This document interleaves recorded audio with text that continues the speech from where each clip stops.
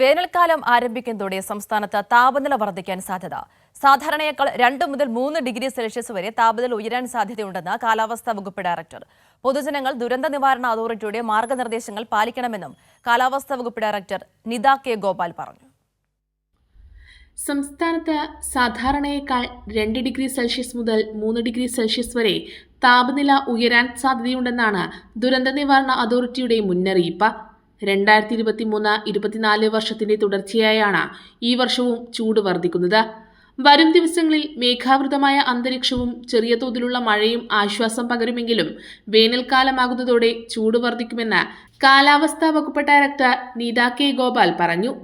March മാസമൊക്കെ ആകുമ്പോഴേക്കും നമുക്ക് നല്ല ചൂടുണ്ടാവാനുള്ള സാധ്യതയാണ് ഇപ്പോൾ കാണുന്നത്. കാരണം നമ്മുടെ എക്സ്റ്റൻഡഡ് റേഞ്ച് ഫോർകാസ്റ്റിലൊന്നും അധികം ചെറിയ തോതിലുള്ള മഴയൊക്കെ പ്രതീക്ഷിക്കുന്നുള്ളൂ. അപ്പോൾ അത് നമ്മളുടെ കേരളത്തിലെ മൊത്തം എല്ലാ സ്ഥലങ്ങളിലെയും താപനില നിയന്ത്രിച്ച് നിർത്താൻ സാധിക്കുന്ന അത്രയും വലിയൊരു മഴയായിരിക്കില്ല. നമുക്കങ്ങനെയുള്ളൊരു ഒരു വെതർ സിസ്റ്റം ഒന്നും അല്ല എക്സ്പെക്റ്റ് ചെയ്യുന്നത്.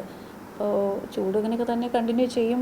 സംസ്ഥാന ദുരന്ത നിവാരണ അതോറിറ്റി പൊതുജനങ്ങൾക്ക് നൽകുന്ന നിർദ്ദേശങ്ങൾ ജനങ്ങൾ പാലിക്കണമെന്നും കാലാവസ്ഥാ വകുപ്പ് ഡയറക്ടർ. വെയിലിൻ്റെ കാഠിന്യം കൂടിയ സമയത്ത് നേരിട്ട് സൂര്യതാപം ഏൽക്കാതെ ശ്രദ്ധിക്കുക. പക്ഷേ ജോലിക്ക് പുറത്ത് പോകുന്നവർക്കൊക്കെ അങ്ങനെ പോകേണ്ടവർ ഒന്ന് കുടയോ അങ്ങനെ എന്തെങ്കിലും കവചങ്ങൾ ഉപയോഗിക്കുക.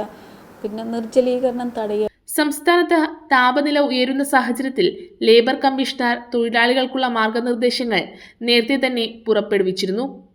കൈരളി ന്യൂസ്, തിരുവനന്തപുരം.